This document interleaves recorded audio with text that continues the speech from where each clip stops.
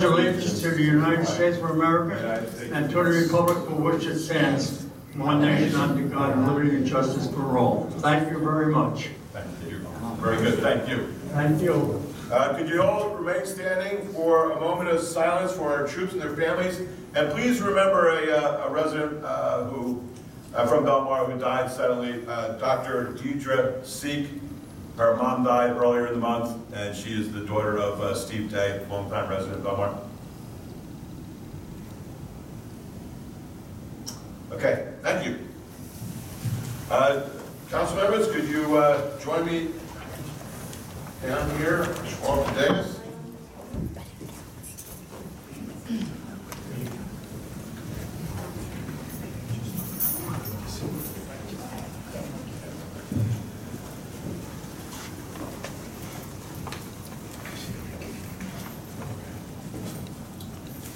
We are honored tonight to have Mr. Richard Carroll, who served in World War II in the Philippines.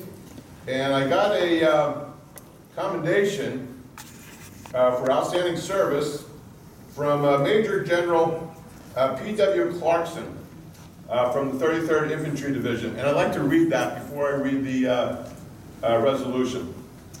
This is a commendation from General Clarkson. Private First Class Richard L. Carroll of Company G, 123rd Infantry, 33rd Infantry Division, for outstanding service in combat operations of the 33rd Infantry Division on northern Luzon in the Philippines. During the period 13th of February to June 30th, 1945, Private First Class Carroll, as operator of a Signal Corps Radio 300, carried his radio through all combat operations of his company. In addition to many small-sized patrols into enemy territory, never asking to be relieved, and always maintaining his radio in operation even under heavy enemy fire. Never once did he falter in his performance of duty, thus making possible the constant maintenance of radio communications with other units so vital for success in combat. His courage, his faithful performance, and the devotion to duty contributed in large measure to his company's success in combat and reflect great credit upon himself and the military service. Signed, Major General P.W. Clarkson. Congratulations.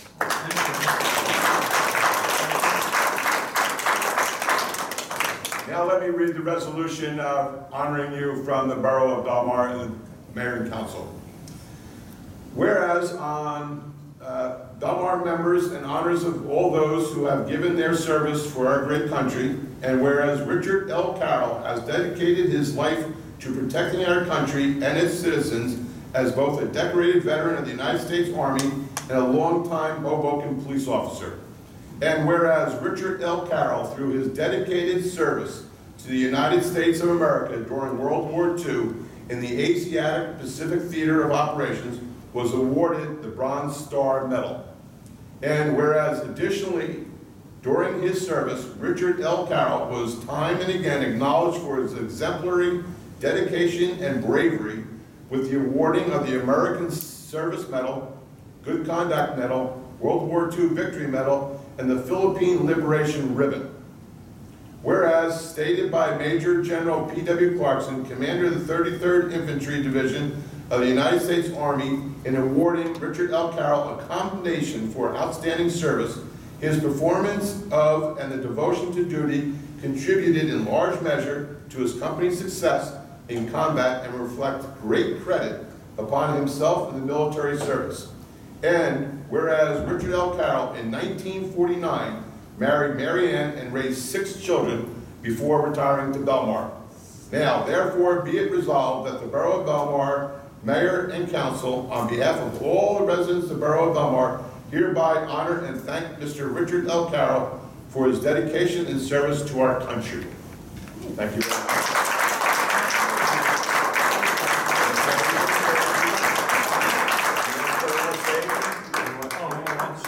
I'm sorry. Thank you very much.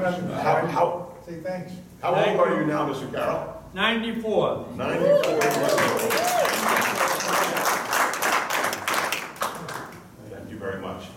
Congratulations. Have a happy 4th of July. May I just say one thing? Sure, you I would just like to let You can this, say more than one thing.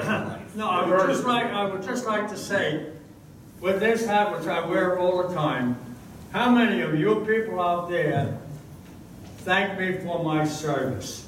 And, you know, it's so important to me to have people come up, especially so many of the young people. You'd be surprised how many 17, 18, 19-year-olds come out of their way to come up and wish me and just say, thank you for your service. And that, to me, is great. I think that's wonderful for the people of America.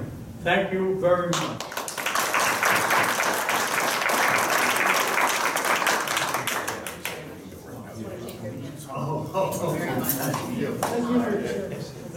Thank you. I wish I was 17. Don't we all? We didn't point out, but that's Mr. Carroll's picture of when he served in the service. Thank you, guys. He looks exactly the same. Looks like you can still fit your uniform, sir. Yeah. They say you don't think you still fit in your uniform. You right there, you got her up there? Oh, that's the picture I've been looking for. There it Isn't that great? Where was that, the Philippines or in New Jersey? No, that was in either in it might have been Japan. Wow. It might have been. I ended up in Japan. After we cleared out the New Guinea and the Philippines, and with the occupation forces in Japan. And I think that's what that picture was. I was out with my buddies. We were celebrating. I'll show the other picture. Little sign, huh? Yes, you got it right. That sign wasn't bad. Okay. All right. Okay. Thank you. Thank you. Thank you.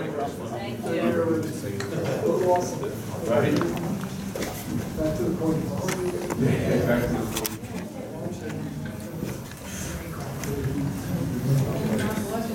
right.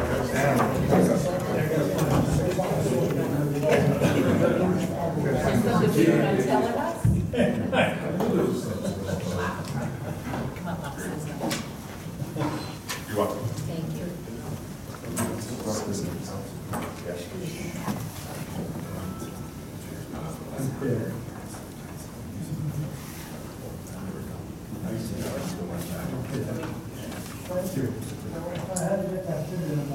Okay,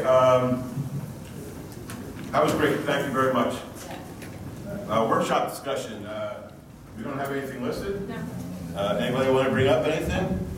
We just, How are we getting along with the memorial trees and benches, Colleen?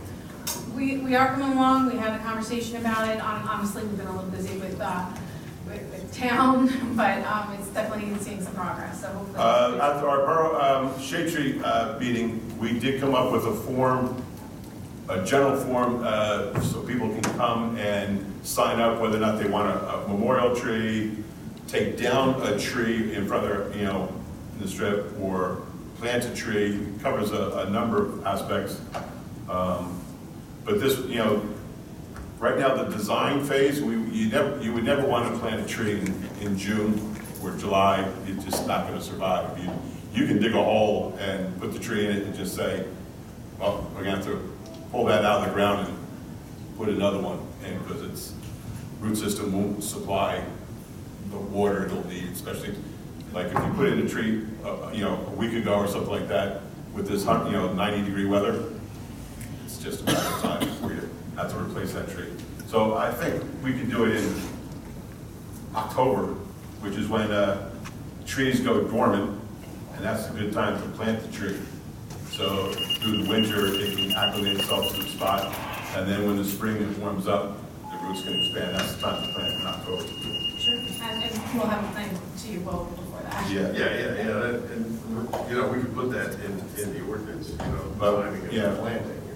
Yeah. So everybody that's on board knows the procedure. We discussed the kind of type of trees. Probably the pin oak is our most versatile type of a tree that would grow in that soil, provide the shade, and it's very durable. And then along the south face of the playground, probably put some type of ornamental type of a tree, you know, like a flowering cherry or a Japanese, I forget the name, Japanese. Maple? Yeah, we can do that, yeah. Lilac. Ah, thank you. It's Japanese lilac. Yeah, but we have time to discuss that. But with the shade tree, I brought it up to the shade tree, and they're very enthusiastic about it. And then obviously the town council will be the ones that approve any memorials or anything like that, because memorials aren't allowed just yet. But we're working on it. Okay. Anybody else? Workshop? Okay, moving right along. Petitions, is there anybody out in the audience with a petition that'd like to come forward? Seeing none, we'll move right along to approval of minutes. Uh-oh. I hereby approve the minutes from June 19th. June 19th, 2018. Do I have a second? Second. All in favor? Aye. I abstain. Was not in Okay. That was excellent. I did that once too.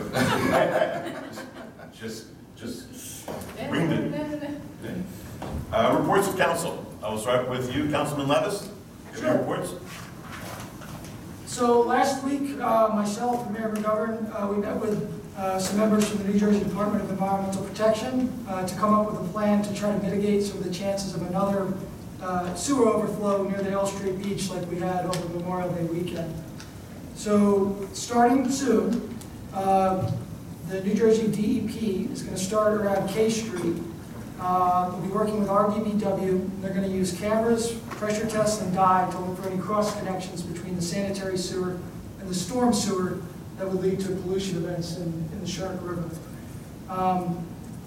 If they find anything, there may be expenses in repair, but we have been talking with the DEP, and there are some options available for us new to 2018 that weren't available in 2017. One of which is the New Jersey Infrastructure Bank Coastal Community Water Quality Restoration Loan. It's a mouthful, but it's designed to prevent pollution in this matter causing closing of beaches. What that would give us would be a 50% principal forgiveness, 25% at 0% interest, and another 25% at the New Jersey Environmental Infrastructure Trust market rate. So if we do end up having to go forward with a project to restore the sewers in that area, we definitely have some options on the table. So it was a good meeting, and we'll keep talking to the DEP to see what they find in that area, and hopefully we'll have some answers pretty soon. Mark, did they get back to you about the pilot program for the mussels? Not yet. If we did anything there, it's going to be involved with the grant program that they're doing for the coastal storm mitigation. That's the one that involves 3 townships and a community organization. So we've reached out to some of the townships, and we're waiting to hear back and see what they want to be involved in it. But that'll be more of a planning grant than an actual one. But it could involve that type of project if it's beneficial. The pilot program that we're just mentioned is Shark River used to have oysters, and oysters clean the water. And you think, well, let's put in oysters and clean the Shark River. The only thing is that oysters are edible for commerce, and the DEP is afraid that they could get stolen and make people sick.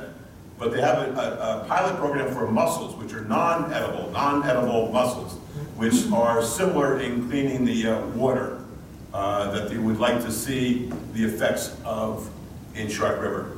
So we're talking with the DEP on using that test case of Shark River on the Belmar waters, in the future.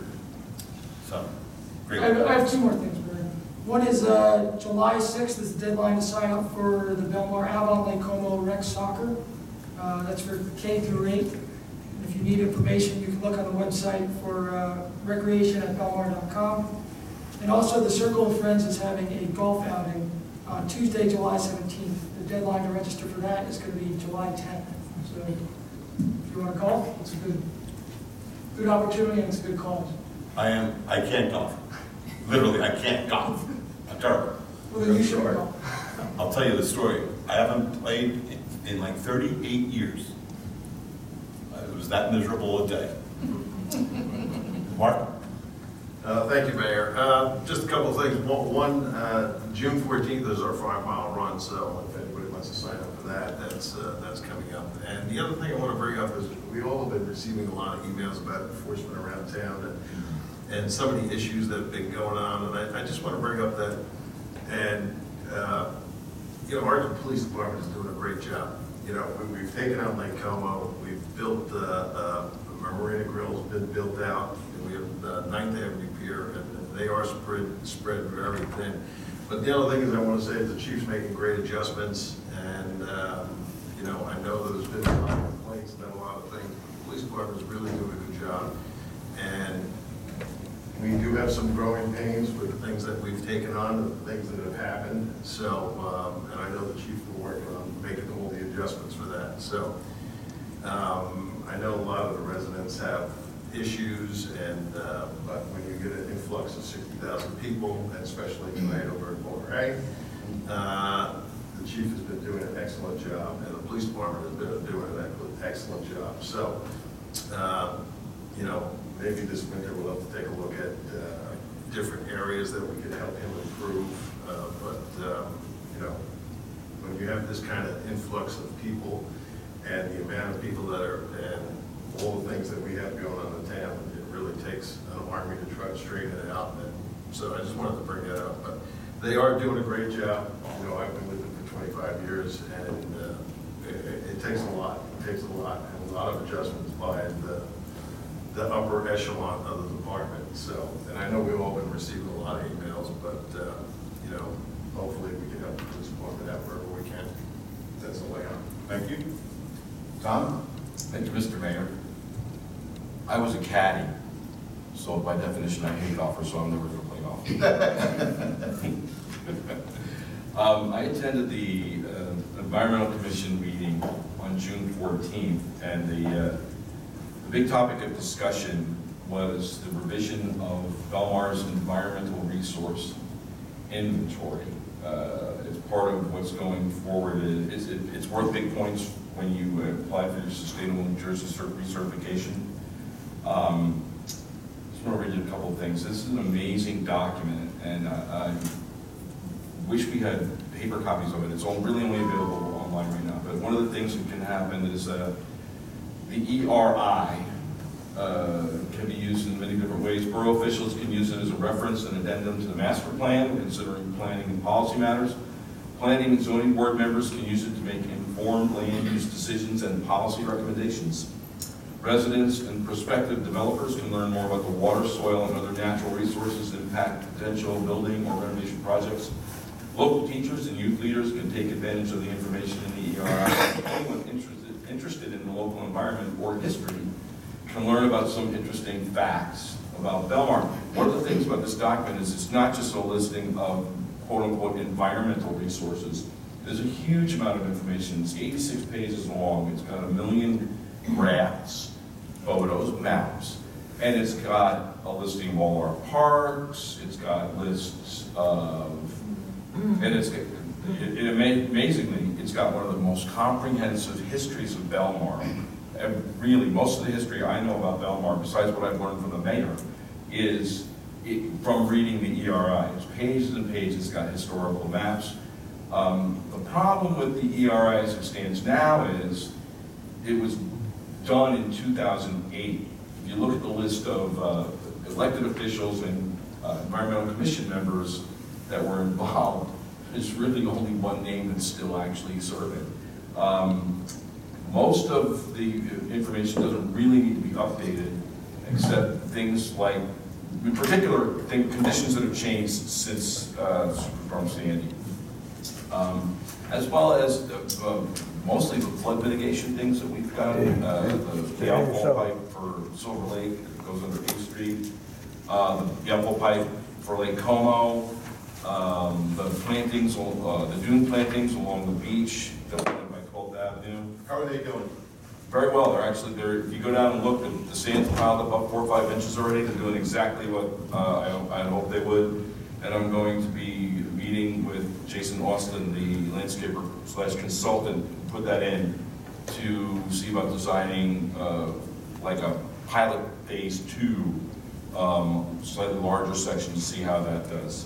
But those things all have to be incorporated into the document. The original consultants, a firm called Envirotactics, 2 of the representatives, one named Mike Green, they were there at the meeting on the 14th. They took a lot of notes about things that have changed, and looking to see what kind of input they can put in. I'm telling you what the website address is. Yeah. Okay. ANJ. Yeah, it's www.ANJEC, Association of New Jersey Environmental Commissions, ANJEC.org/PDFS, there's PDFs in here, /ERI-Belmar.pdf. Well, it's a long thing. If anybody wants to be, I can email the link to people, if anybody, just email me. We can also put it up on the website, a link to Sure, have on our website. absolutely. I'll email you the link and we can put it up. It's an outstanding document. Oh, look, in the history, there's a picture of Brian McGovern. Oh, wait. Playing golf. Look, 18, wait, oh, sorry. Oh, no. Okay, and that's my report. Thank you, Tom. Jen? Well, I do play golf and I give lessons. not cheap. But yeah, I just want to kind of reiterate how special the Circle of Friends are, and that even if you don't play, you can go and attend and join them for the dinner. But it's their biggest fundraiser of the year, and it's just wonderful. So it raises money for the group. The town looks great, the beaches are full, the weather has been hot, so stay cool. And again, shop local. I see all the restaurants and retail shops busy. We've got the Friday night concerts, and we've got the kids camps going very, very well. So it's a great start to the summer. So thank you everybody involved in making it all happen. Very good, thank you. I just want to mention that on Saturday, July 28th, the Historical Society is planning a rededication of the Doughboy statue, which should be returned the Friday, the 27th. The Historical Society has a meeting next Tuesday, and I'll learn more about the plans for that Saturday ceremony, and I'll mention it at the next meeting. But that's it for me as far as report. Thank you. Now we'll move on to a public session. Public session on the resolutions, only on the agenda. We will continue to have a public session at the end of the meeting. So if there's anybody out there that wants to come up and talk about anything on the resolution calendar, please step forward. Seeing none, I'll make a motion to close the public portion on the resolution. Second. All in favor? Aye. Next, resolutions. I make a motion to approve the resolution authorizing an issuance of plenary retail consumption alcohol beverage license with broad package privilege for DCJ Belmar Incorporated for a period ending June 30th, 2019 to be held in Pocket. April, could you tell us, Colleen, who DCJ is? That's the former 507 license, Okay, it's going to be held in Pocket by whom? but the same entity. Same. Same end. Okay. Do I have a second to approve that resolution? Before we proceed, I'm going to abstain recuse actually from the next 2 actions, because as a professional musician, I do business with some of the licensed establishments in town, and out of caution and a desire to avoid the appearance of any kind of conflict, I'm going to recuse. Okay. Greg, should I start all over and read that? Or it's okay to do it now? It's okay to go ahead and cut. Everything's on the record. All right. Second?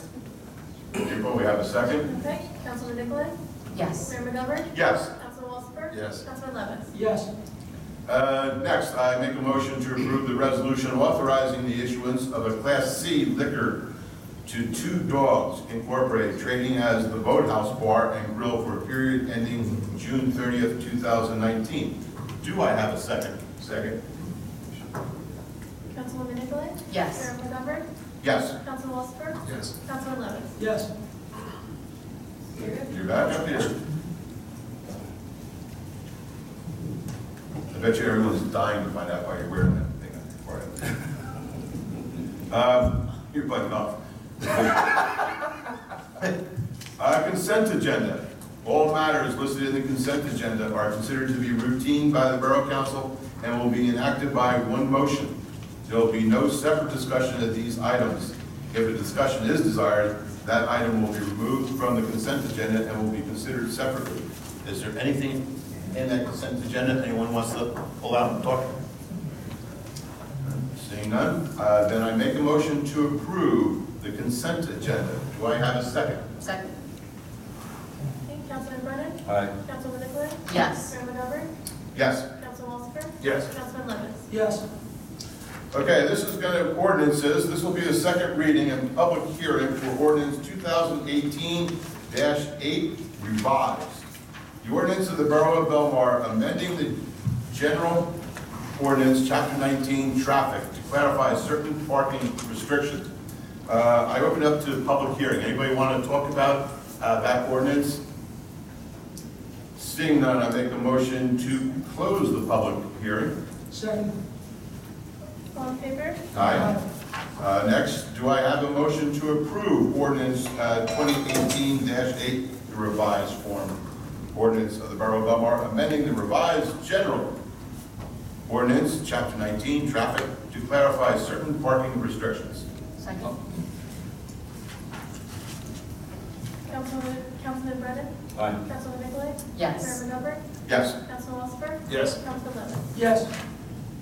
We're going to start the public session, but after the public session, we're going to go into closed session.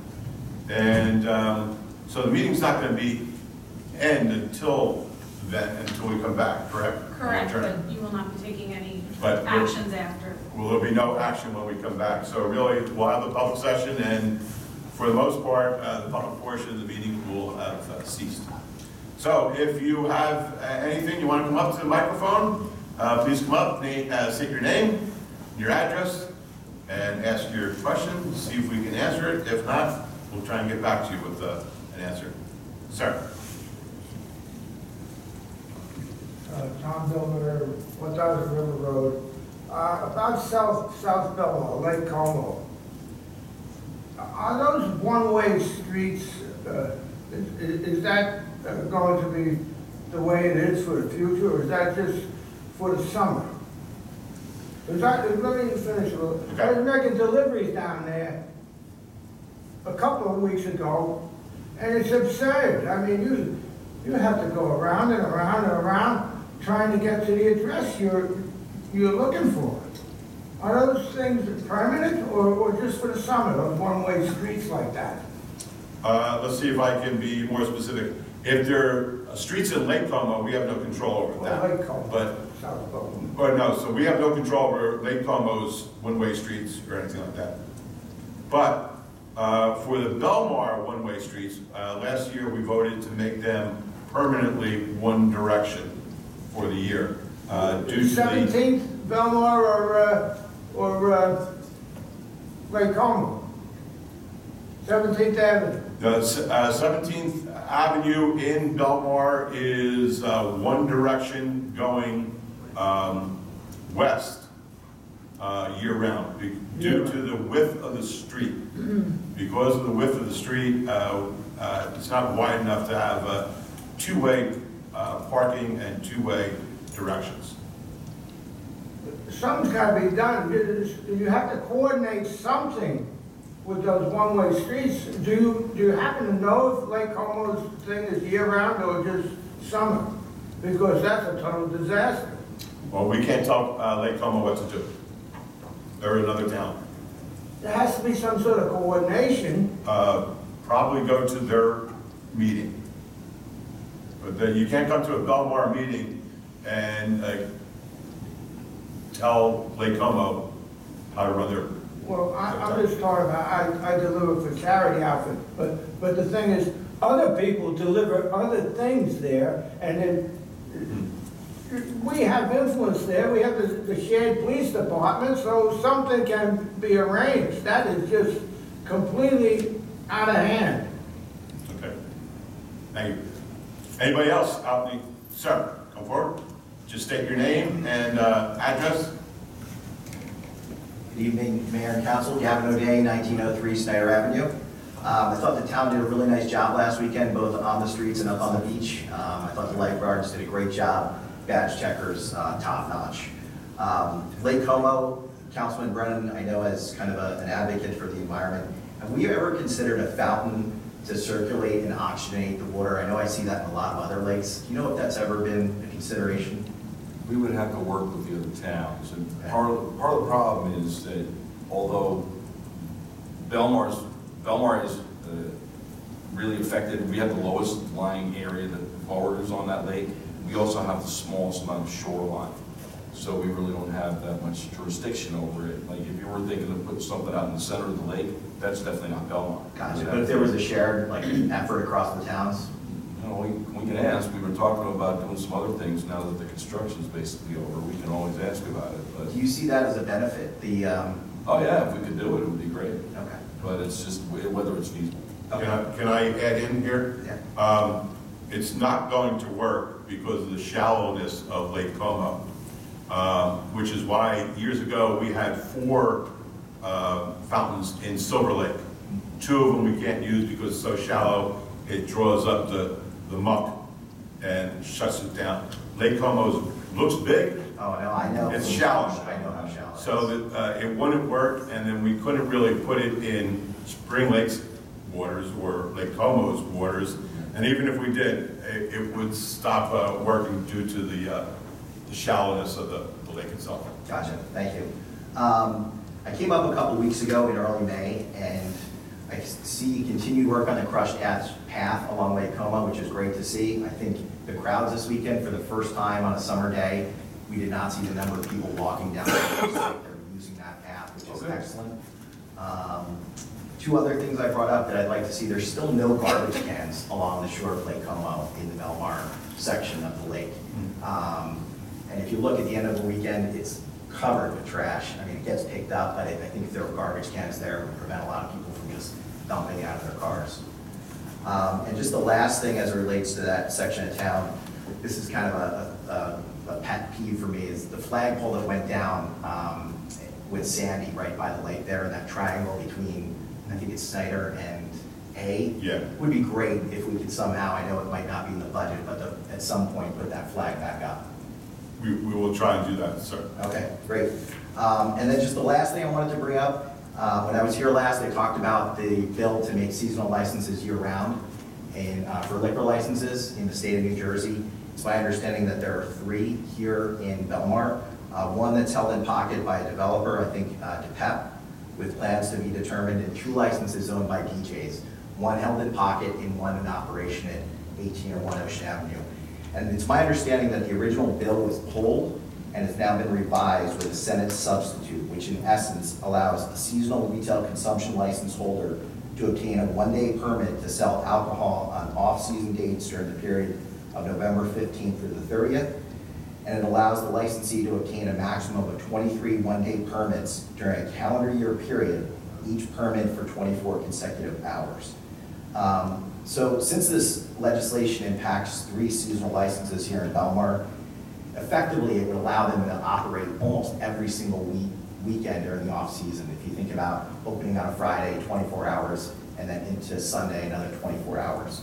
So I was just curious if you guys have taken a look at the legislation. I have copies with me here to understand, does Belmar's governing body or the zoning board have any power here, or are we kind of superseded by the state? Meaning, is it up to us? Let's just say that's passed and they can do 23 days. Are you guys able to dictate and control the number of days that they can operate?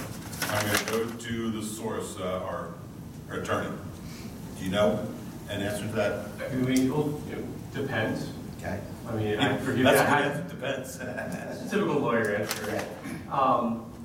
Actually, I haven't seen the new revisions to the bill. Okay. So it would really depend on how it's worded and how the ABC uses it, to basically invent the administrative code to deal with that and how the municipalities would deal with it.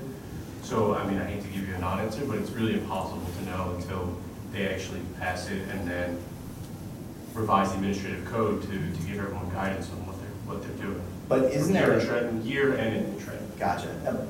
But isn't it behoove us to kind of take a look at the way it's written now, or potentially say, hey guys, you know, the state, you know, we've got an issue with this. You're trying to override our kind of municipal power here. Doesn't it behoove us to take a look at the bill in its current form so that we can maybe contact those behind it to say, hey, we've got a problem with this, this, and this. How would this, if it becomes law as is, what does that mean for us? I think it's important for us to know. Just let me add in too. DJs in July and August would not be the same, and that's the one that's most affecting you. Yeah. Would not be the same DJs in December, January, and February. First of all, the parking would be on Ocean Avenue much easier, so people coming out wouldn't have to be parking in the neighborhood. They're not going to hang out and talk and walk through making noise. They're going to rush to their cars. And in speaking to one of the owners of DJs, they're not necessarily that interested in 23 days. They could be. Don't hold me to that they want it, but they would like, you know, this big holidays like Christmas, New Year's, Super Bowl Sunday, something like that. And those activities, I don't know if they're going to be open until 2 o'clock in the morning. So what we'd have to do is look at DJs summertime and what might be DJs wintertime. And I think it's going to be 2 different operations because of how the weather will affect the patrons. Yeah, I understand your position there. I mean, I guess when I think about this long term, I know the guys from DJs have been in this business since I think '79. At some point, they're going to hang up their spurs. And this business could be turned over to somebody else who may not be good guys. So I think it's very important as a community that we really look at this, and not just in its current state, but for the next 5, 10, 20 years. And I totally understand what you mean about the parking, but DJs is a brand, and DJs is a brand like no others. I think on Facebook they have 25,000 followers, Instagram 19,000 followers, and Twitter 8,500 followers. So one big name DJ from New York City will pack that place in an instant. They are a brand. They can draw from anywhere. They draw to events in Atlantic City, in Hoboken, you name it. So I think it's important for us just to keep that in mind. Okay, they do. I just don't see people being willing to stand out on the sidewalk in a line for a half hour, 45 minutes, or even an hour to get in, sitting out on the porch, enjoying lunch or something like that. I don't think they're going to do that either. Yeah. I think the biggest factor here is weather. And I understand your position, but I still look at their occupancy capacity, I believe, inside. Which wouldn't increase. So in other words, you get a big crowd, you can still only have the same number of people inside. Understood, but I'm saying if the weather's bad, there's going to be no line, and you'll have 700 people inside. 700 people that are not in rentals, that are going to be showing up in cars. And a scary thought is those same people getting on the Parkway and the Turnpike head back north. So again, I think it's very important for us to look at this with our eyes wide open, not just for what it is today, but for what it can become. Thank you. Greg, on that, let's say he has a point, because the owners right now I personally believe they run a good operation down there. They work hard to minimize the amount of problems in the neighborhood. But if they sold it, as Gavin said, could we put restrictions on it? I mean, I guess I haven't seen the bill in its current form, but I can't imagine that they would convert that kind of license. You'd be able to do the same thing you could do to other year-round license holders, but just put the restrictions on. Clearly, you know, facts on the ground matter in an analysis like that, and ultimately reviewed by the ABC if the applicant appeals to the ABC. So you could have different restrictions in the wintertime than you do in the summertime on the license. I mean, I think it's obvious in a town like this. So I think those restrictions would still be in place at the municipal level. I don't see how they could draft a bill that would take your municipal authority in that regard, you know, out. So, I mean, ultimately, there'll be a discussion here about what restrictions go on the license if it's extended past what it currently is, and, you know, there's like 4 or 5 pages of restrictions on the current license. I'll be happy to circulate the current bill to members of the council. So you can- Okay. I've read some of it, and I didn't see anything in it that restricted us from having anything to say on the liquor licenses we do now.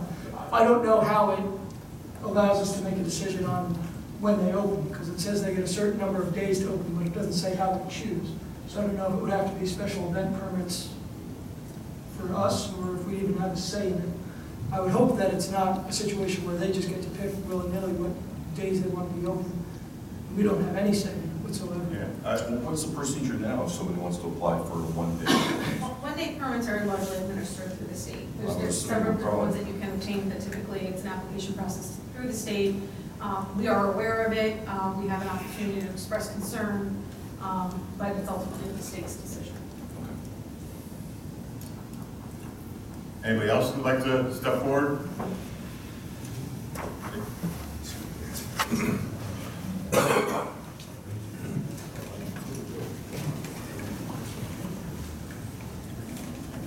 David Schneck, 302 C Street. Can you tell me, I didn't see the resolution authorizing the executive session published on the borough website. Could you tell me what the general nature of what you're discussing is and when it could be made public? Sure, we'll be discussing litigations currently pending, 10th Avenue Freeze-Out LLC versus Borough of Belmar. Okay. Presumably would be available upon conclusion of litigation. So it's a which is 10th Avenue undetermined at this freeze-out?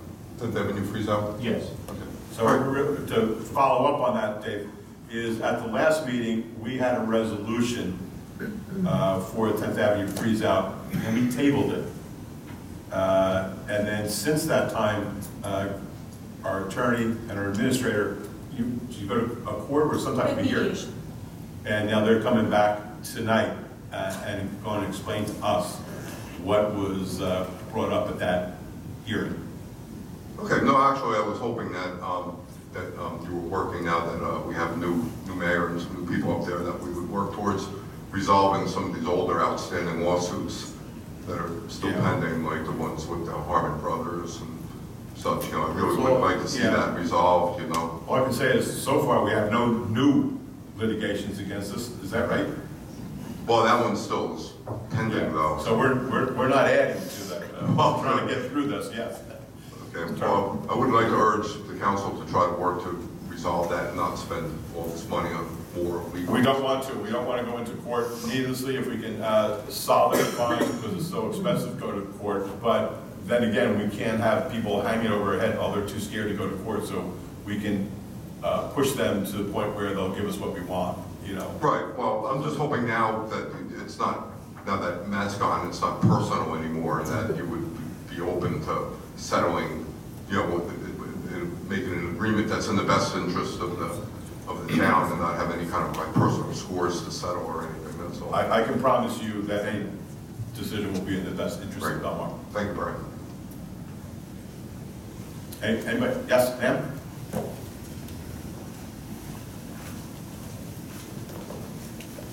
Hi, my name is Michelle Crothers. I'm a former beverage cart girl on a golf course, so I have positive experience with golfing.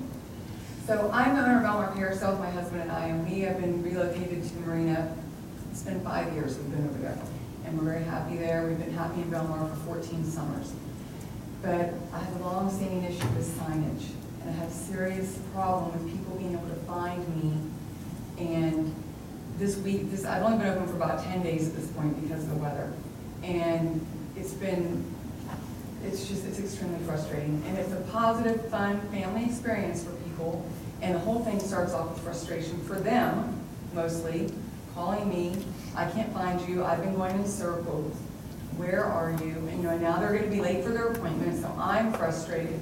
And I went last week and put an application in, after I was told to do that, I did. And I never heard anything back.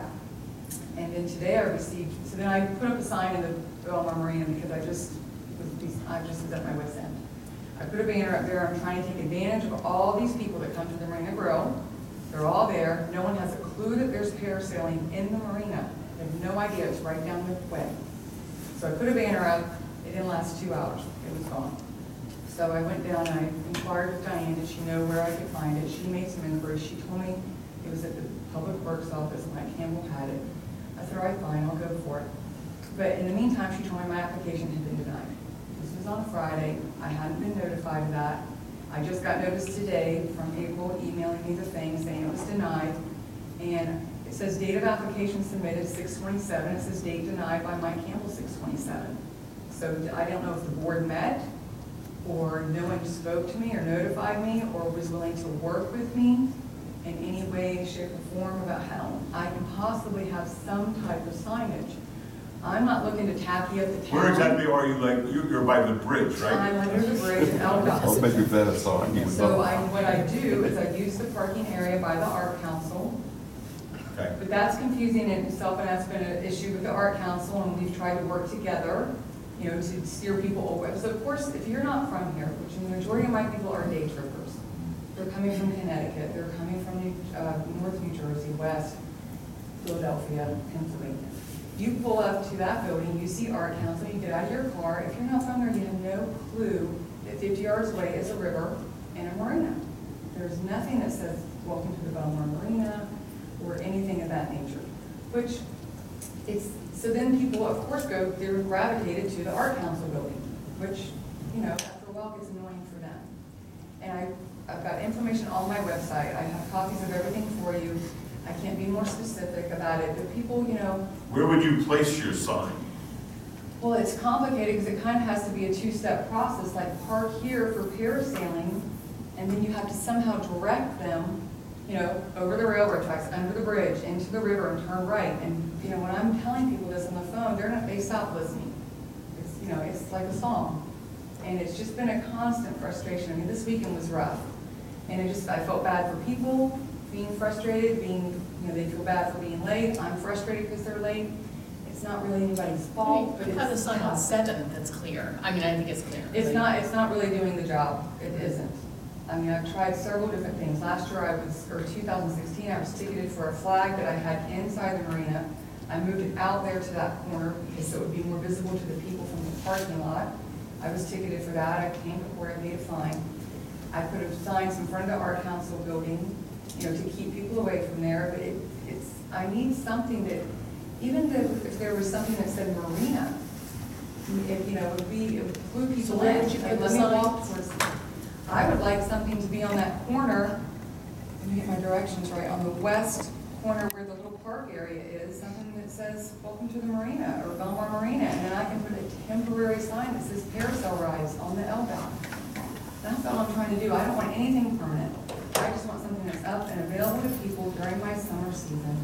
It's barely 3 months long. And, you know, I'm not a big fan of garage sale signs. I don't think they look great. I would like something that would be a little more stable, a little more noticeable, because these ones at this level, like you see, I have the one by the stop sign, but nobody can see it because of the cars that are parked there. I mean, believe me, if those signs were working, I wouldn't be here, because they're not. And I've tried many, many different things. I've asked at times to be, I have pictures of other people that have, like Summertime Surf Camp has got a huge presence on the boardwalk. If they weren't allowed to have that sign, that table, that umbrella, that tent, you don't know they're there. But that's all helps them. The people that have that are doing the chairs rentals, they have a sign on every beach batch booth. And I asked years ago if I could put something small and, you know, Parasail Rides at Belmar Marina, call this number, and I was denied. And, you know, I'm not looking here to complain about anybody's signage. I don't want to get anybody in trouble. You know, the flag at the Belmar 9th Avenue Pier open sign was there for 2 months. My banner was up for 2 hours and gone. And then when I complained, then the flutter flag in front of the 9th Avenue Pier disappeared. And it looks like it moved to the golf course. Because Well, you can see it you're not visibly. asking to advertise in front of Marina Grill for the Ninth Avenue Pier. I was trying to find a way that I can tap into all these day trippers and these people that are coming there's no presence. I'm not on the, Well, I can see that's website a for business, Marina? so I can see them not wanting you to put your sign up at their I business. put it on the railing in front of where the rental box was. I was trying to not obscure anything that people are there to see. I am not on the Belmar Marina website. This little booklet you guys put out last year, I was pretty upset about this. I'm on the very last page, Belmar Parasail, Belmar Marina, and that's my personal phone number. That is not my business phone number. I don't know who put this thing together, but I think the fact that the area code wasn't 732 should have been a significant red flag, that there might have been an error in that. That was last year's? This is last year's. You know, I mean, I'm getting no cooperation. That's all I'm looking for. I'm just looking for a little cooperation from the town. Because I'd like to know how much time the head boat guys spend on the phone directing people from the parking lot to their business. Because you can accidentally drive through the marina and find the boats. I am not visible from anywhere in the marina. I'm not visible in the parking lot. I'm not. Do you have her phone number and name? Okay, we'll look into it. I mean, if I could give you a copy of all these things, the things that I pointed out where I just wrote, I would like to be included. Maybe we'll just, when we have time, just call you in and sit you down and find out a little bit more clearly what you need or how we can help you, what we can do, what we can't do. Okay, well, the clock is ticking on me. I'm only open for a couple more months. Yeah. One of the things we had talked about in some of the Harbor Commission meetings was some comprehensive sign for the whole marina that would lay out where everything is. And I think it'd be a great idea to incorporate, parasailing on this end, headboats here, boat rentals here, incorporate every business that we have down here. So we're not picking favorites, but this way we can direct traffic where we want it to go, and that way people aren't driving around in circles looking for where to park or where the business is. I think it would definitely speak. If I remember correctly, you were originally out of Apps Marina. Havens and Hampton. Havens and Hampton, and then something happened and we gave Well, you. they sold the property, the condos went up, and it became private residence, basically. So we moved to the marina, which we were happy to do and grateful that we were allowed to. And you pay rent? I pay a dock fee like everybody else pays. I don't, I don't ask for anything special. I don't get anything. I don't get Wi-Fi like other boat owners do. I weed my own area. My garbage doesn't get picked up, and I'm not asking for any of that. I don't have any problem with that. I keep my area tidy. I keep it neat. I'm trying to follow all the rules. And you're at LDOT, right? I'm at LDOT, which is not a problem for us. I'm happy to be there. We need to be closest to the ocean. Okay. And it's, least intrusive to anybody else that has a private boat there. I don't want people traipsing up and down around other people's boats. You can pull into the marina parking lot, and you can see those headboats. They have signage on their boats, which all makes sense. And you can go, oh my gosh, look, there's fishing here.